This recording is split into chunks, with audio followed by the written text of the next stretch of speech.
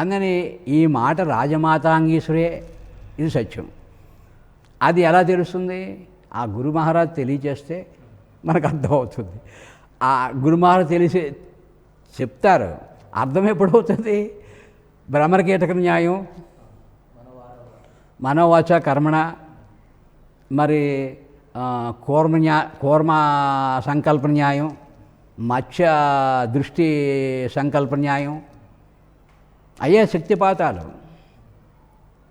శక్తిపాతం అంటే ₹1,00,000 తీసుకుని నెత్తిమీ చేయి పెట్టడం కాదు, కాలు పెట్టడం కాదండి. ఈ నక్షత్రాలను అనుసంధానం చేసుకుంటూ నీ మూల లగ్నాన్ని పట్టుకుని లగ్నానికి సంబంధించినటువంటి పాజిటివ్ నక్షత్రం ద్వారా ఆవృత్తులు చేసుకుంటూ ఆ ముందుకు వెళ్ళి ఈ రోజు వరకు మనం సాధన చేస్తుంటే అది ఆటోమేటిక్గా శక్తిపాతం మనకు అవుతుంది రోజును. ఇక్కడుంటుండగానే అమెరికాలో ఉన్న వాళ్ళకి శక్తిపాతం చేయొచ్చును.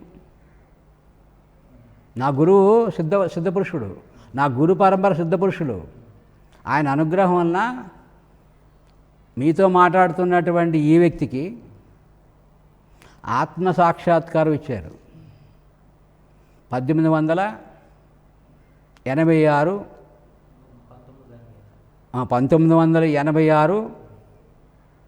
వరదకి వరదొచ్చి అంతా మునిగిపోయింది. ఓ డాబా మీద వెళ్ళి కూర్చున్నాం. బాధ కలిగింది. అందరికీ వేదాంతం చెప్తున్నాం.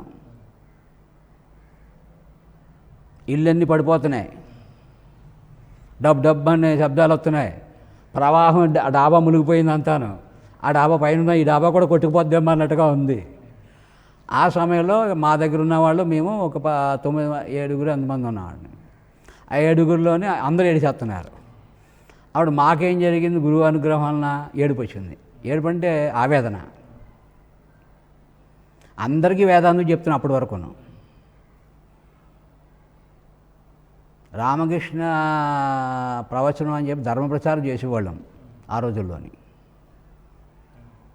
ఆ ధర్మ ప్రచారం చేసేటప్పుడు అందరికీ వేదాంతమే. మానవ సేవ, మాధవ సేవ.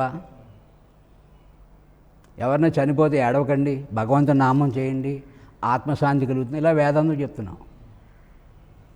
ఈ వరద సమయం వచ్చినట్టుకల్లా మా దాకా వచ్చినట్టుకల్లా దుఃఖం వస్తుంది. అది చెప్పిందంతా ఏమైంది? ఉత్తిదేనా అని బాధ, ఆవేదన. మరి అమ్మవారి యొక్క లలితా సహస్రం అప్పుడు రోజుకి 10 సార్లు చేస్తున్నాం. ఇది చేసిందంతా ఏమైంది? మరి గురువు ఏమయ్యారు అని ఆవేదన. ఆ ఆవేదనలో వడలు పులకరించడం, కళ్ళు చెమ్మగిల్లడం, ఉద్రేకం రావడం, కుండలిని జాగరణ జరగడం, సమాధికి రావడం, 3 గంటల సమయం సమాధిలోకి వెళ్ళిపోవడం ఆ వరదలోని. అప్పుడు ఆత్మసాక్షాత్కారం గురువుగారు అనుగ్రహించారు. ఆత్మసాక్షాత్కారం అయిన తర్వాతే మనకి దైవ సాక్షాత్కారం కూడా అవుతుంది. దైవ సాక్షాత్కారం అయినప్పుడు కూడా మన జన్మ సార్థకం కాదు. ఆత్మసాక్షాత్కారం అయ్యి దైవ సాక్షాత్కారం కూడా అయినా జన్మ సార్థకం కాదు. అద్వైత సిద్ధి లభించాలి. ముందు ఆత్మసాక్షాత్కారం ఇచ్చారు. ఇచ్చి ఆయన అంతటి వారిని చేశారు. తర్వాత ఆ జగన్మాతని, మేము ఏదైతే జగన్మాతని ఆరాధిస్తున్నామో ఆ అమ్మవారిని మహా తేజస్సుతోటి, ఆ తేజస్సులో అమ్మవారి రూపం కూడా దర్శనమయ్యి ఆమెకు 3వ నేత్రంలోంచి ప్రకాశం ప్రవహిస్తూ ఈ భూమండలం అంతా కూడా ప్రకాశం చేస్తూ ఆ ప్రకాశం ఈ హృదయంలోకి కలిసి లీనమైపోయింది. అలాగ అమ్మవారి సాక్షాత్కారం కూడా గురువు అనుగ్రహం లభించింది. ఆయన మంచిగానే ఉంది. అహంకారం మమకారం వదలలేదు. ఏం చేత? మా అమ్మవారు, నేను ఆరాధించే అమ్మవారు, నేను ఆరాధించే గురువుగారు అనే ఆలోచన ఉంది. మీ సాంప్రదాయం ఇది శైవ సాంప్రదాయము, ఇది వైష్ణవ సాంప్రదాయము, ఇది శక్తి సాంప్రదాయం.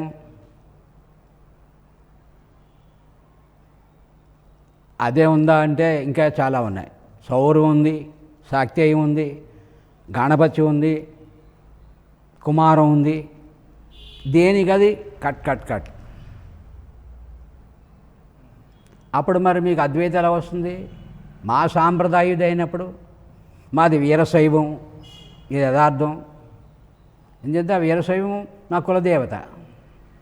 మా కులదేవత శ్రీశైలం మల్లికార్జున స్వామి, మా గోత్రికుడు, మా గోత్రానికి సంబంధించి కులదేవత. మా ఇష్టదైవం విజయవాడ దుర్గాదేవి, మా గురుదేవత కాళీ. 3 అయిపోయినాయి కదా, అవలేదండి. అప్పుడు అద్వైతంలో ఉన్నాం, కానీ అద్వైతంలో రాలేదు కదా, ద్వైతంలోనే ఉన్నాం కదా. దేనికైతే సెపరేట్గా చూస్తున్నారు. సపరేట్ అయిపోయింది.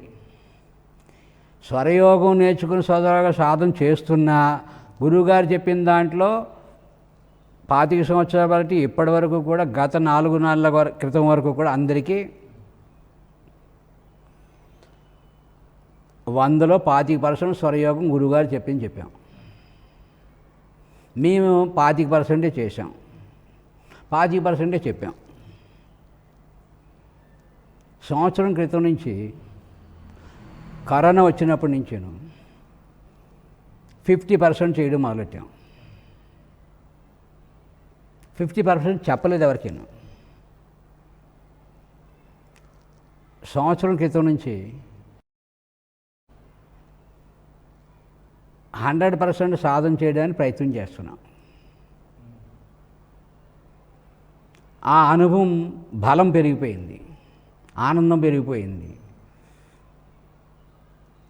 మొన్న 4 నెలల క్రితం నుంచి ఈ స్వరయోగాన్ని, ప్రాణశక్తి యోగాన్ని 100% కూడా సాధన తరతగా చెప్పడం మొదలుపెట్టాం. చెప్పడం మొదలు పెట్టాలంటే ఏం చేయాలంటే ముందు మనం చేయాలి, చేసిన తర్వాత వారికి చెప్పాలి. అలా చేస్తూ చెప్పడం వలన అద్భుతాలు ఎన్నో జరిగినాయి.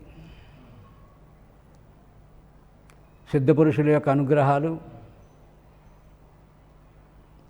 అమ్మవారి యొక్క అనుగ్రహాలు, అమ్మవారి యొక్క దర్శనాలు. దాని తర్వాత ఈ నెల మకర మాసంలోని 20వ తారీఖు కృత్తికా నక్షత్రంలోని, అంటే 900 చిల్లరైన కృత్తిక పూజకి గురువుగారు అనుగ్రహాలు ప్రాణసాధన చేస్తూ లింగార్చన చేస్తుండగాను ఆయన కృప వలన అద్వైత సిద్ధి లభించింది. ఇప్పటితో నా జన్మ ఈ శరీరం వచ్చిన సార్థకం ఇప్పటికి పూర్తయింది. ఎప్పుడు అండి ఈ సాధన సంపూర్ణంగా చెప్పడం పూర్తయిన తర్వాత 4 నెలలు అప్పుడు ఇది అద్వైత సిద్ధి లభించింది. అద్వైత సిద్ధి లభించింది కాబట్టి ఇది గురు రహస్యం, చెప్పకూడదు, నాకు వంశ పరంపరగానే ఉండాలి, ఆ తర్వాత శిష్యుడు చేసుకుంటూ వెళ్ళాలి అనే స్వార్థం అనేది నాలో ఉంది. కాబట్టి ఈ 25 సంవత్సరాలు బట్టి 25% చెప్పాను. ఈ 4 నెలల బట్టి మటుకు మంచి ఉద్దేశం మీద చెప్పాలని చెప్తున్నాం. అదేనండి. కానీ ఇప్పుడు పూర్తి నిర్ణయం ఏంటంటే ఖచ్చితంగా అందరికీ అందాలి అనే ఆలోచన నాకు వచ్చిన తర్వాత, ఏది ఎప్పుడు వచ్చిందండి? ఈ స్థితి వచ్చిన తర్వాత. అర్థమైందండి. అది ఎవరు తీసుకొచ్చారు? ఆ గురువే ఇప్పుడు మిమ్మల్ని తీసుకొచ్చారు.